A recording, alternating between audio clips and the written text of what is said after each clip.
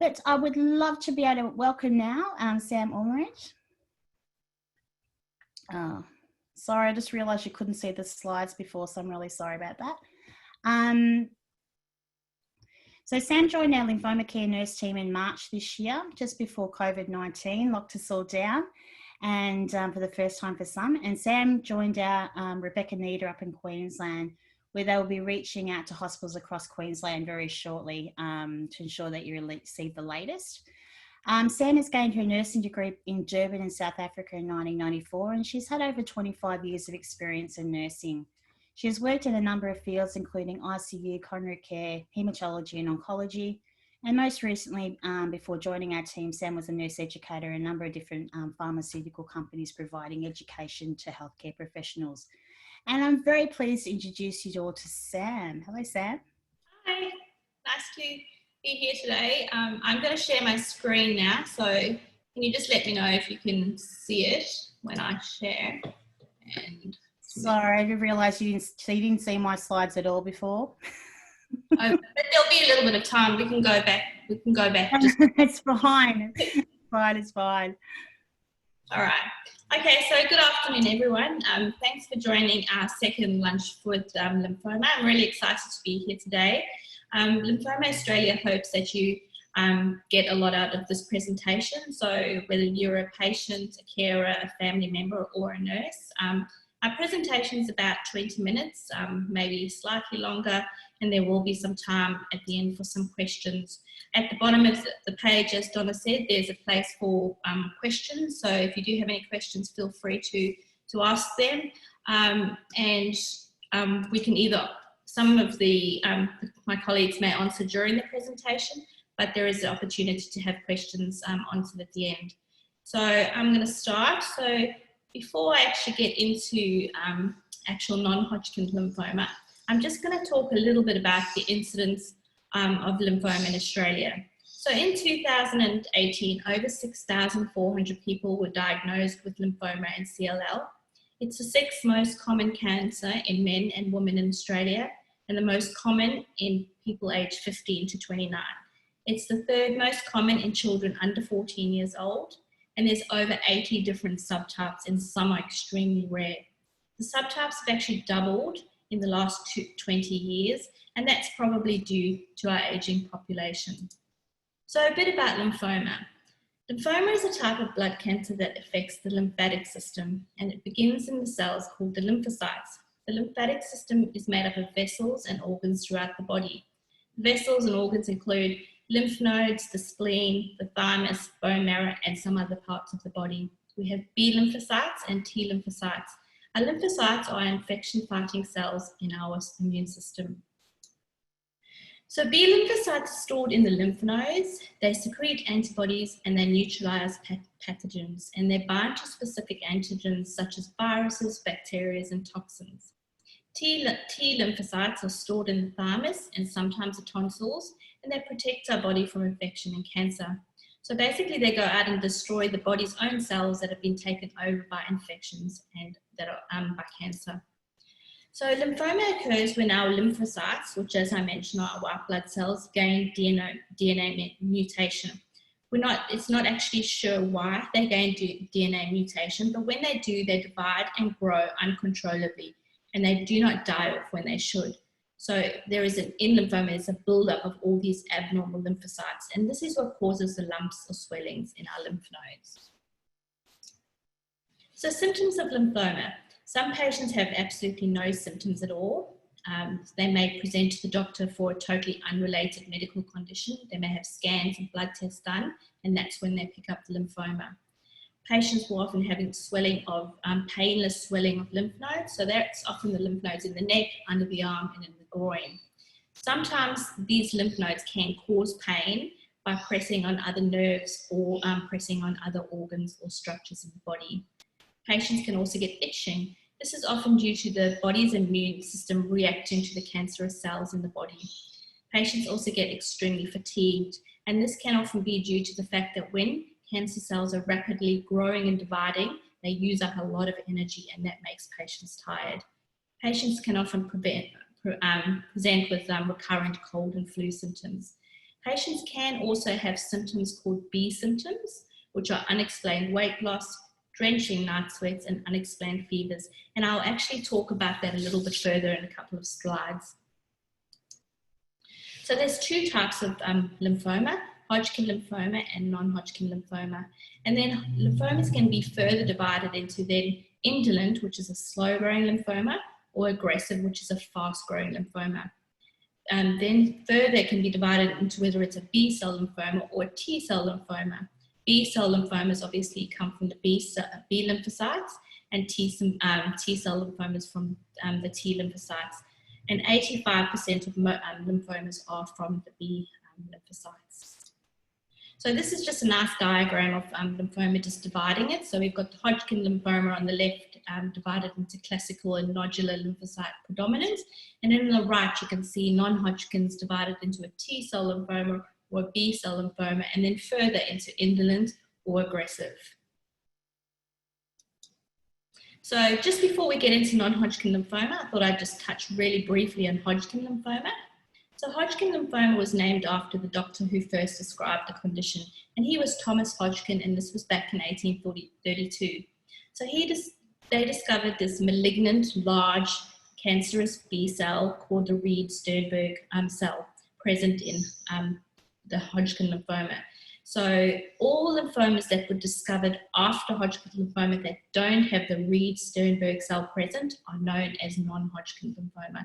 And down in the bottom of the picture on the right, you can see that little pink cell that's got an owl-like appearance. That's the Reed-Sternberg cell. So what is non-Hodgkin lymphoma? It's all types of lymphoma except Hodgkin lymphoma. It accounts for 90% of all lymphomas, and there's over 70 different subtypes of non-Hodgkin lymphoma. They're classified, as I mentioned earlier, into B-cell lymphomas or T-cell lymphomas. There are some rare subtypes and some more common subtypes. So the types of non-Hodgkin lymphoma can be sorted in two ways. So they can be sorted into how fast they're growing.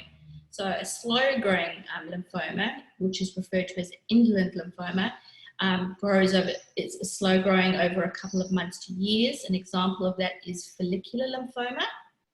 Fast growing or aggressive lymphomas, an example of that is DLBCL, and that often grows from weeks to months. It's then, they're also sorted in whether they're a B-cell lymphoma or T-cell lymphoma. And as I mentioned earlier on, B cells make up 85% of all those lymphomas. So just touching just a little bit more on the indolent and aggressive. So indolent, which is slow growing, also known as low-grade lymphoma, develops over months to years, and patients can live a long, healthy life with and without treatments. An example is follicular lymphoma. Aggressive lymphomas, fast growing, also known as high-grade lymphoma, develop over weeks to months, and they're potentially curable. An example is diffuse large B-cell lymphoma. So just to give you an example of a few B-cell lymphomas, so aggressive ones, we've got the diffuse large B-cell lymphoma, DLBCL, Hodgkin lymphoma, Burkitt's lymphoma, mantle cell lymphoma, which can be indolent, and primary mediastinal B-cell lymphoma. The indolent forms of B-cell lymphomas are follicular lymphoma, CLL, marginal zone lymphoma, and Waldenstrom's macroglobulinemia.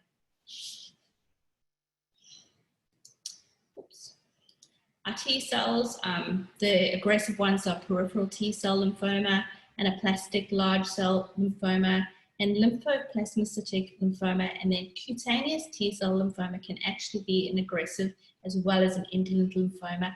And then another indolent lymphoma is mycosis fungoides. So who is affected with by non-Hodgkin lymphoma? So it really can occur at any age group, but it tends to occur in people 50 to 60 years of age or older, and it is slightly more prevalent in men than women.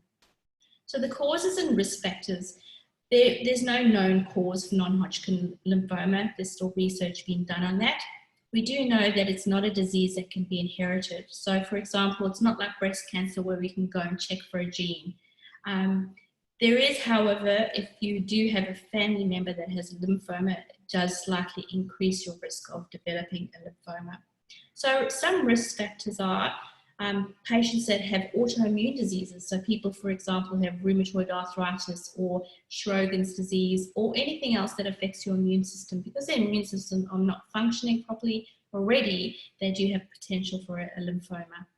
Infections, some viruses and bacteria have been linked to non-Hodgkin lymphoma and other lymphomas. For example, HIV and the Epstein-Barr virus.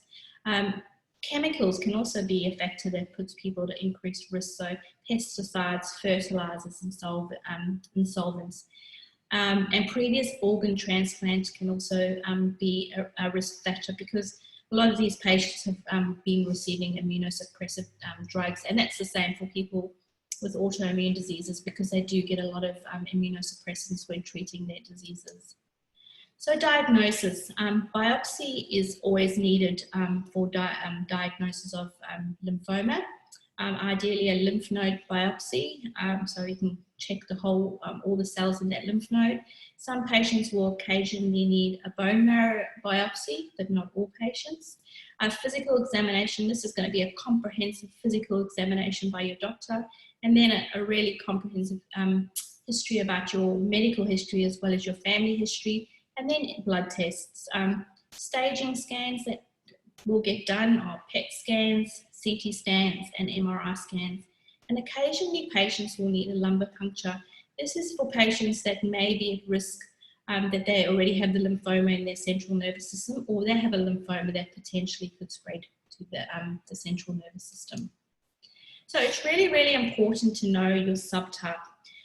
Treatment goals differ by subtype. So when treating a patient with a aggressive lymphoma or fast-growing lymphoma like DLBCL, the ultimate goal is to cure the disease.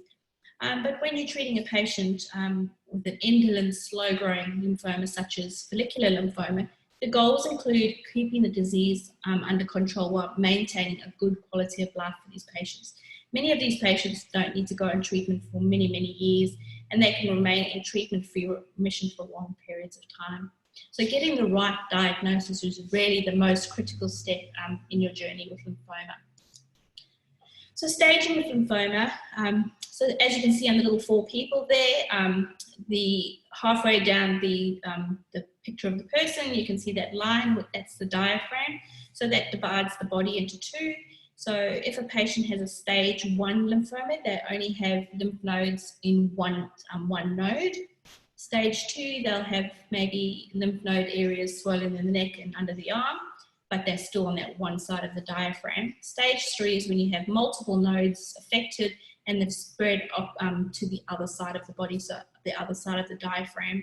And then stage 4 is when you've got multiple nodes affected, lymph nodes affected, but it's also affected organs, possibly like your liver, your bone marrow, and your spleen.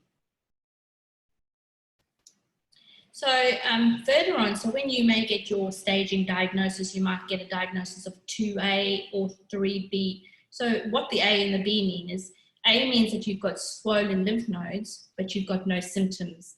And I'll talk briefly about those B symptoms now. But if you get diagnosed with maybe a 3B or a 2B, it means that you've got different sites affected by your nodes affected, but you've also got things called B symptoms, which are systemic symptoms. So they're things like unexplained weight loss. So it's more than 10% of your body about in a 6 to 12 months before staging. Unexplained persistent recurrent fever. So sometimes 37.5 to 38 for no reason at all, and it occurs over the previous month. And also recurrent drenching night sweats during the previous month. Now, when we say night sweats, it's not just you wake up feeling hot and you're slightly sweaty. You actually may need to get up and change your night clothes as well as your bed linen. So it's just really a drenching patient. It's really quite distressing for some patients. So yeah, so it also can occur a few times a night. So treatments, different lymphomas need different treatments. So aggressive, fast-growing treatment, the aim of treatment might be curing that disease. Maybe a more indolent, slow-growing lymphoma may not be to cure the disease, but to actually control the disease and also to delay the need for treatment at first. Treatment depends on the age of the patient, their past medical history, their general history and general health. and then how the lymphoma is clinically behaving, whether it's a slow-growing lymphoma or a fast-growing lymphoma, or whether it's a slow-growing lymphoma that's becoming a fast-growing lymphoma. The stages of lymphoma, whether it's a 2A or a 3B, symptoms, whether they've got no B symptoms or they have got B symptoms, and also the personal preference of the patient is extremely important when treating their lymphoma. And current physical and mental health is really important. So as you can see on this page, there's a lot of different treatment options. Unfortunately, non-Hodgkin lymphoma has so many subtypes. There's so many different treatments, so many different treatment combinations. So unfortunately, we won't be able to go into all of those treatments today, but I'm going to touch on them very briefly, each of them. So watching weight is used for indolent forms of lymphoma. So while the patient is still not having symptoms, they may be diagnosed with lymphoma but don't have any symptoms. The doctor may just choose to wait and see what their lymphoma does before they treat it. Chemotherapy is another form of treatment that is used to kill cancer cells.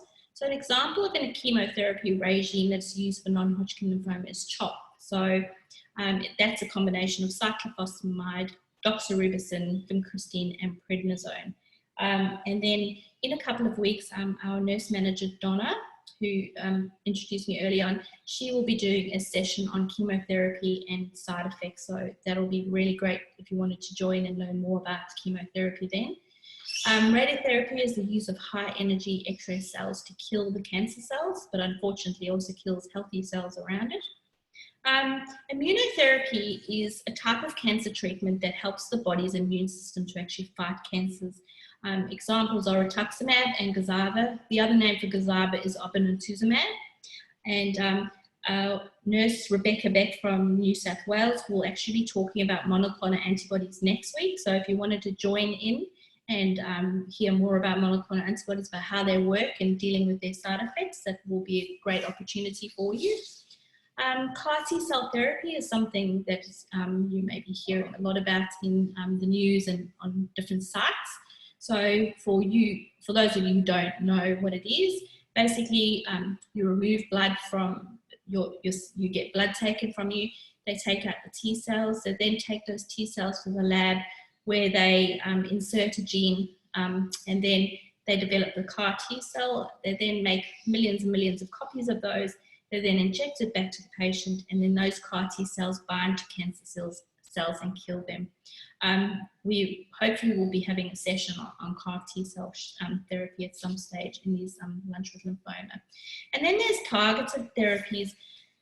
So targeted therapies are treatment that uses drugs or other substances to identify and attack specific types of cancer with less harm to the normal cells. So they work by interfering with specific molecules that are involved with the growth and the spread of cancer.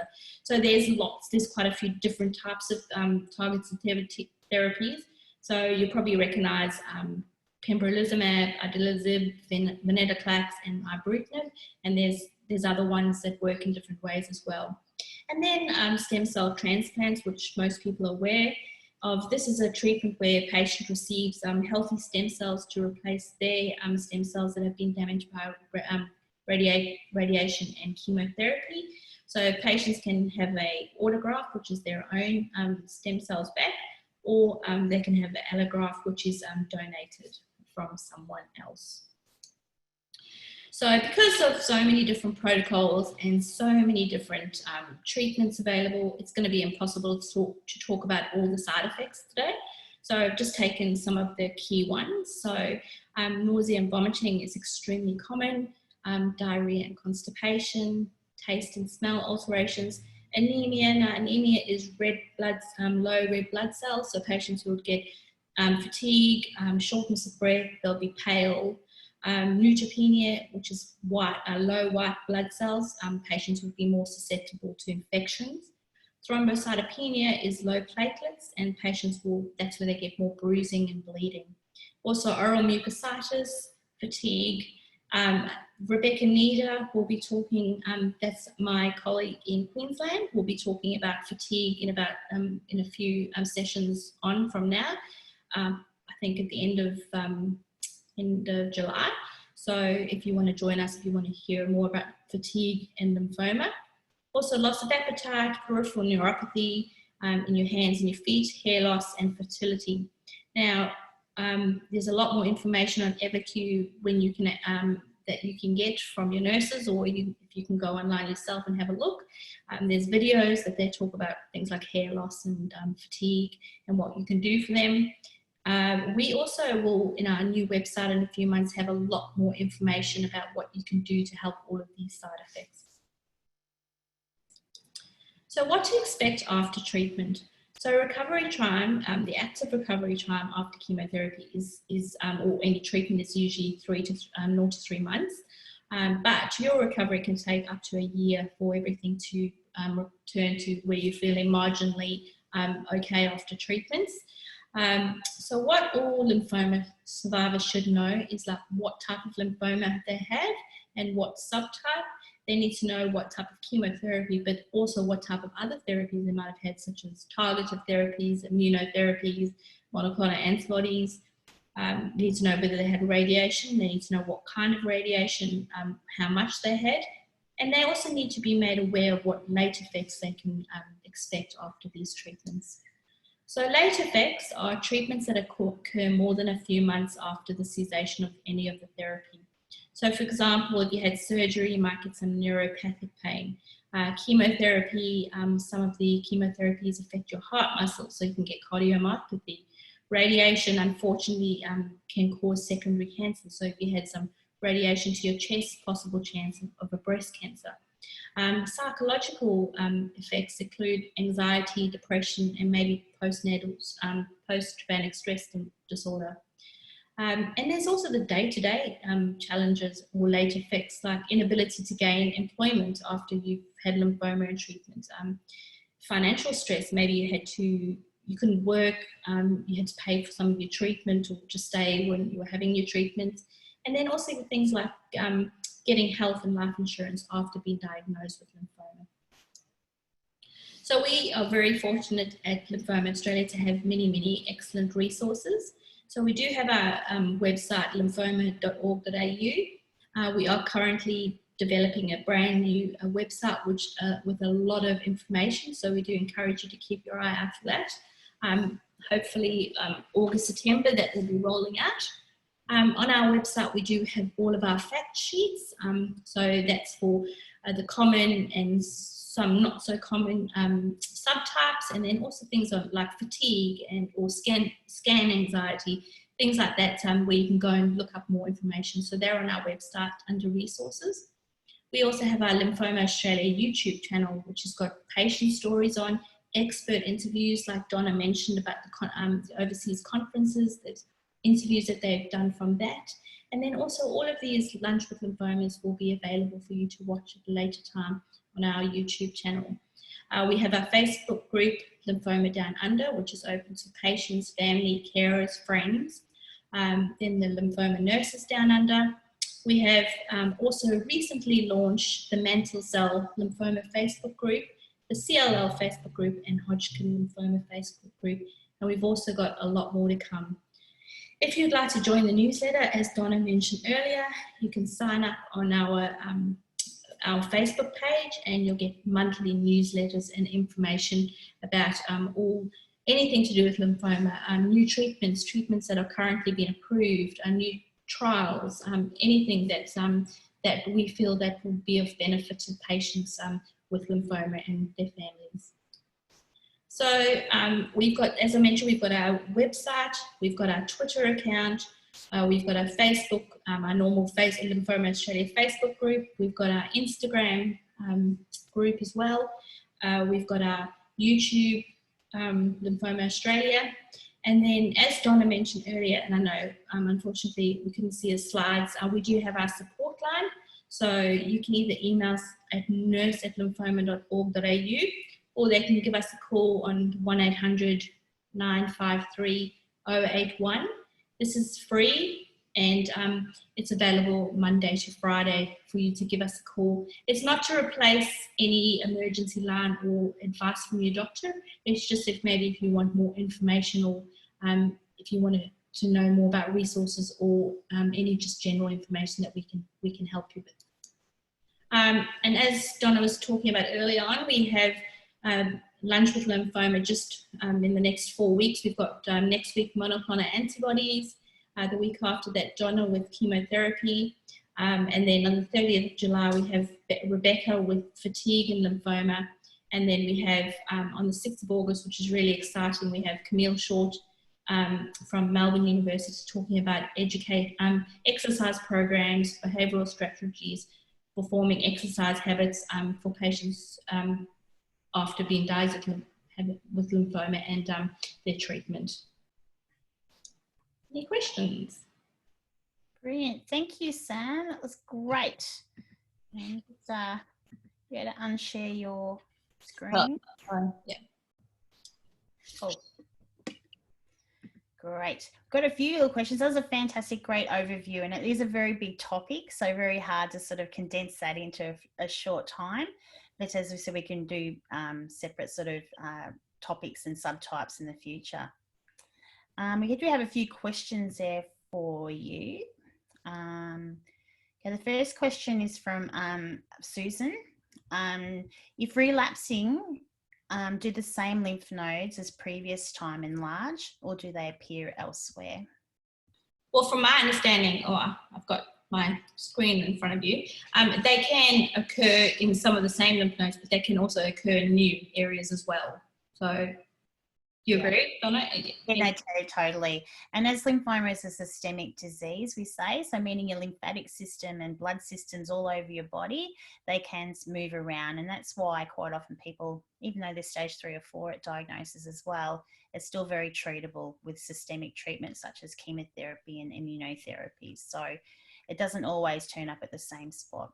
Yeah, perfect. How common is it to have both follicular lymphoma and diffuse large B-cell lymphoma? Are you happy to answer that one?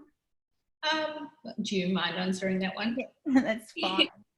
So diffuse large B-cell lymphoma is the most common lymphoma, and there's a few different little minor subtypes of diffuse large B-cell lymphoma as well, but overall they make up about 30% of all lymphomas. So it's the most common one that people will be diagnosed. The second most common lymphoma, and the diffuse large B cells, aggressive lymphoma.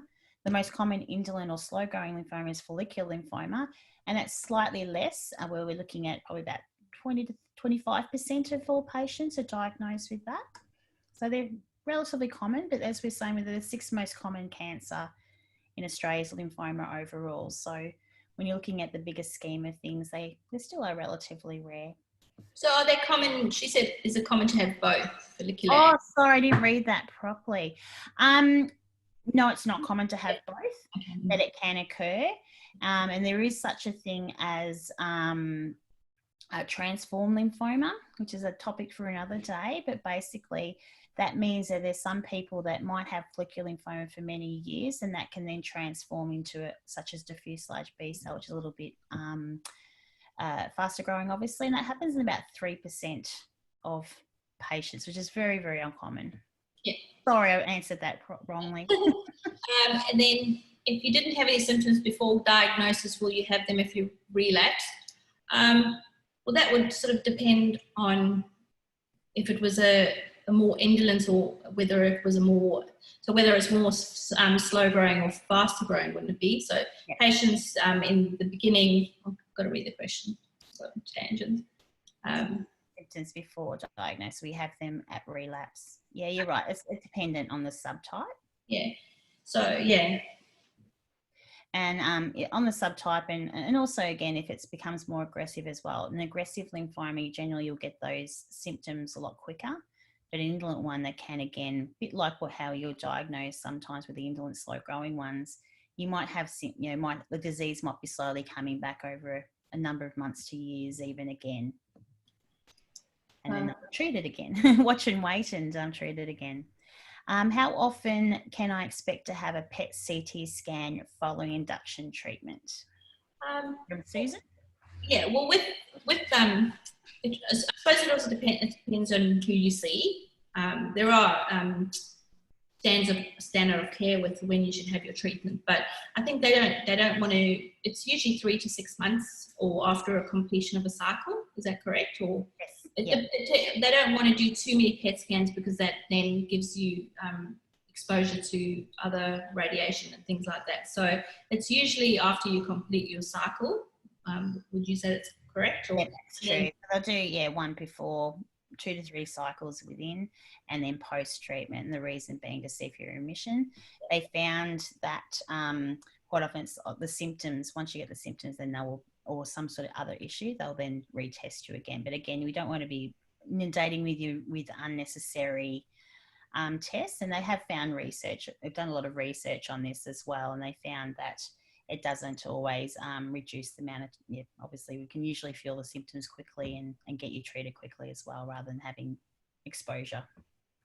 Yeah, and also it's a funding thing as well. Government will only fund those certain time points. And yeah, it's another reason too. And that's on recommendations, again, from the research that's been done in the past. How long between cure to reoccurring lymphoma? It's probably it's really hard to say. The longer, how would you answer this, Donna? It's a bit hard to say, really, isn't it?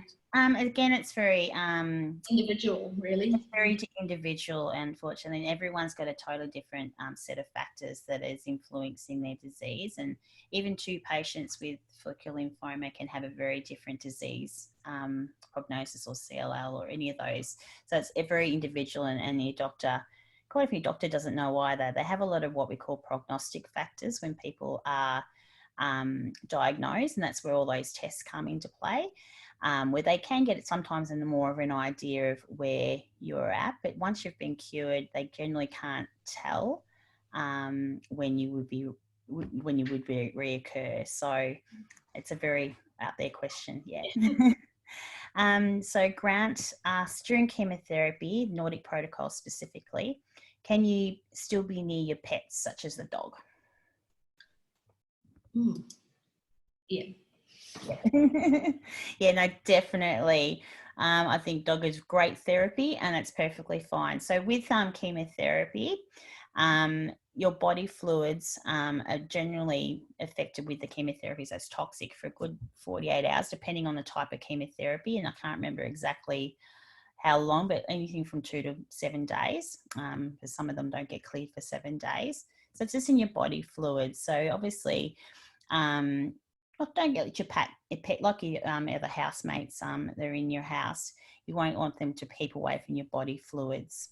So making sure that if you do happen to spill any body fluids through your vomit or urine or whatever the case may be, that you keep your pets away from that as well, because they'll be affected with chemotherapy just like other people in your house. So just being careful with and precautions that way. But otherwise, patting and petting and hugging your dog is perfectly fine. So Mary has asked, I have a friend who presented to hospital for clots, no suggestion of DVT, suspicion lesion on the pancreas, but now having investigation for possible myeloma after bone marrow biopsy. Likely diagnosis? It's very hard for us to comment on a diagnosis of a patient by there's a few details that we have. So obviously they'll need to go to their doctor. I wouldn't want to hazard a guess at that. And if you call the nurse line, we're very happy to talk that through with you as well. Linda Dunnes, what are the statistics of reoccurring lymphoma after cure? So that depends on the type of lymphoma you have. So whether you have a Hodgkin lymphoma or a non-Hodgkin lymphoma, whether you have an indolent form of lymphoma. So I think it's, so it's just really depending on the subtype of what you have. So, yeah. And it's a similar question from Annette as well, who'd asked how long can one expect to last in remission until relapse? So, again, it's very dependent, and it's one question that you really need to have with your doctor, because they know everything about you and your individual case, but quite often, unfortunately, even they don't know a lot of those answers for you as well. So hence it's really important, once you finish treatment, is to ensure that you do go to all your follow-up appointments and report any symptoms or anything of a complaint straight to your doctors as well, so they can investigate that. So it's being aware of your body. Is there a window frame time when one is classed not likely to relapse again? Where is that question? Oh, and one of the answered ones. Oh, So okay. are you happy to answer that one? What happened to did we go through the other questions down the bottom? No, I haven't got back to those yet. No, this is in part. Yep. Sorry, I can't see that one. Oh, that's okay. I can answer anything for you. There isn't any, there isn't an exact window frame. This is probably the $1 million question. Generally, if patients do get to at least 5 years post their diagnosis and still in relapse, generally, depending on the subtype, of course. So if it's a curative lymphoma, generally the risk of relapsing from that point is slim, but it can obviously still occur.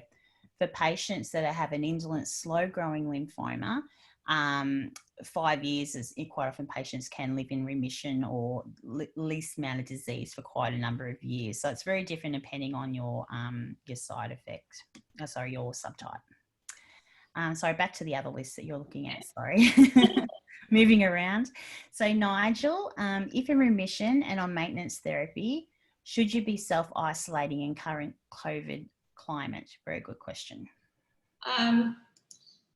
So they're in maintenance therapy. Sorry, I'm just reading the question. Yeah, in remission or in maintenance therapy, should they be self-isolating in current COVID climate? Well, I believe as much as possible. Like staying at home and looking after yourself as much as possible at home. But obviously there may need to be times that you have to go out, and then obviously to take special precautions when you have to go out, possibly to doctor's visits and other visits and out to the shop if you really need to go. But really trying to get people around you to help and support you. Because your immune system is still going to be affected by the maintenance therapy, so you should be taking very big precautions at this time. Yeah. Exactly, especially if you're in Melbourne. There's no choice for that. And those are in Melbourne, there is a bit of COVID around, is to probably take extra precautions. And this is a conversation I've had on numerous occasions with people, and very concerning times for those living down here. But I would probably, as you said, Sam, is just keeping self-isolation as much as you can, hand washing, making sure your bench tops and everything clean. Anyone unhealthy, and we can't really have visitors now anyway, but even if your family members are cold or something, just trying to keep as healthy as possible. Good diet. Exercising is really important. So we are allowed to get outside for our short exercise stints, and those in other states, so you've even got more freedom. But if you have got someone in your house that can go out and do the shopping and the supermarkets and things like that, I'd be keeping away from them as much as possible in large crowds. It's very similar to what you should be doing anyway. Okay, so Lynn Morehouse, what determines whether you'll be given a bone marrow biopsy during diagnosis? Well, if the lymphoma is affecting your central nervous system, or the possibility of spreading to the central nervous system, that's when they should be doing that. So, that's a lump puncture. I've answered incorrect. Okay, no, bone marrow, the other one. Yeah, you're right with that one? Oh, you can answer it, I think. Yeah, so basically, generally it's depending on the subtype, okay, depending on how advanced your disease is as well. So for an example, a patient with diffuse large B-cell lymphoma has got quite advanced disease, and those B symptoms, particularly what Sam mentioned before, and the risk of it being quite advanced, they'll probably do a bone marrow biopsy with patients such as that. The reason being, compared to someone who's got a low stage, let's talk about stage 1 or 2 of diffuse large B-cell lymphoma, the risk is quite low that it has actually spread out into the bloodstream, into the bone marrow. So those patients with advanced disease, they will check that just to get a proper staging to see how advanced it is, or whether it's spread to other organs outside of the lymphatic system. That's what we call stage 4 disease. Other diseases such as chronic lymphocytic leukemia, for instance, that's quite often more of a a blood bone marrow sort of lymphoma as well, even though it's leukemia, but blood leukemia, they quite often will have, especially in advanced stage again. But generally, if you've got a low disease, and depending on your subtype as to whether you need to go through it. Yeah. And Celia, my husband was diagnosed with follicular lymphoma and has recently started chemotherapy. He was diagnosed at 40. Is there a way for him to connect with similar patients of similar age? Thanks. You want to answer that one? Well, we can do it through our Facebook page, so Lymphoma Down Under, and then we could try and reach out to people through that. So any other suggestions? We will be the follicular lymphoma Facebook group will be a way of linking with other patients with follicular lymphoma and possibly of the same age of him. So yeah. First step is getting to Lymphoma Down Under group. And as you mentioned, we probably the next week or so we'll probably releasing that one for follicular lymphoma.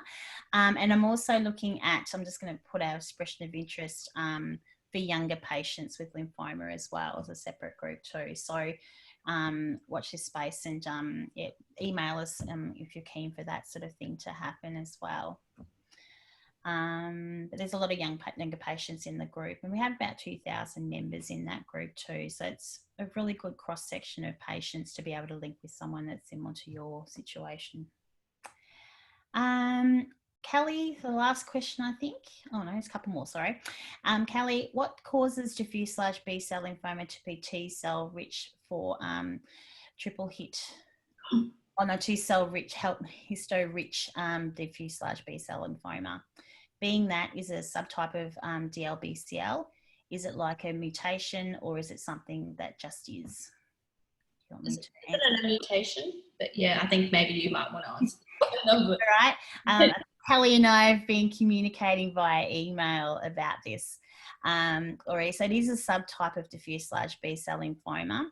And there's probably about 7 different subtypes of diffuse large B-cell lymphoma as well. So meaning they have slight different mutations in their disease makeup. And that's where a lot of these diagnostic tests are becoming more and more important during the diagnosis phase to make sure that they really understand what makes that lymphoma tick. Like even 5-10 years ago, this type of diffuse large B-cell lymphoma probably wouldn't have been really realised. They might have known it was there and trying to work it out more. So they're understanding what makes what creates some of these lymphomas as we go on.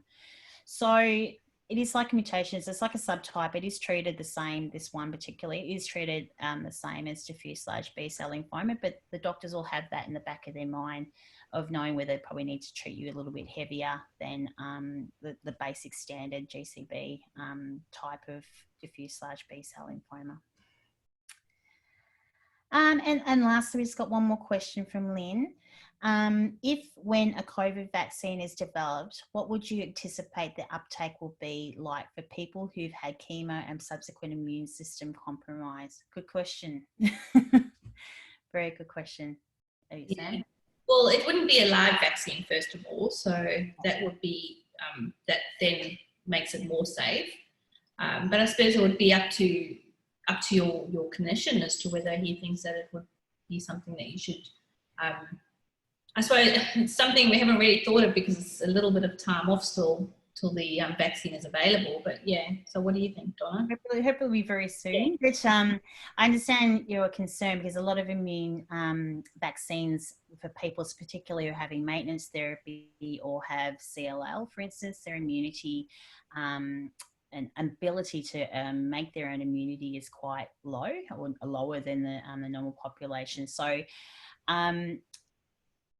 what I'm not sure, I can't hazard a guess. Like for example, the flu vaccination, for instance, at the moment, there's recommendations that patients have it every 3 months at this particular time for those patients who are quite immunocompromised, such as what I'm assuming you are.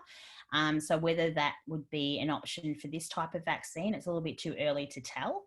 But you're right, there could be a lesser uptake of that vaccine for these particular patient groups. So I guess that's something we need to be looking at in the future as well. And hopefully once most of the population do get the vaccine, therefore less transmission is around as well. So that's what we're looking for, probably even more so. Oh, I think we've answered all those questions. Any last minute ones? Hope we've answered all your questions relatively well. I'm really sorry about the slide earlier. There's just so much to think about when putting slides and sharing screens and everything. But thank you, Sam. That was fantastic and a really good overview. And we'll be obviously reaching out and doing more in the future. So thank you so much. If you haven't registered already, we could have Beck next week talking about monoclonal antibodies, particularly rituximab and obinutuzumab, and maintenance therapy. I'll be talking a little bit more about chemotherapy and Basics 101, what it is and why we use chemotherapy and why you get some of the side effects that you do. And we're most welcome to email us at any point in time, the nurse at lymphoma.org.au if you have any questions pre these seminars as well. And obviously anything future topics you'd like to hear about as well too. Most welcome. So thank you again, and we'll join you again next Thursday. Thanks, Sam. Thank you. Bye. Bye.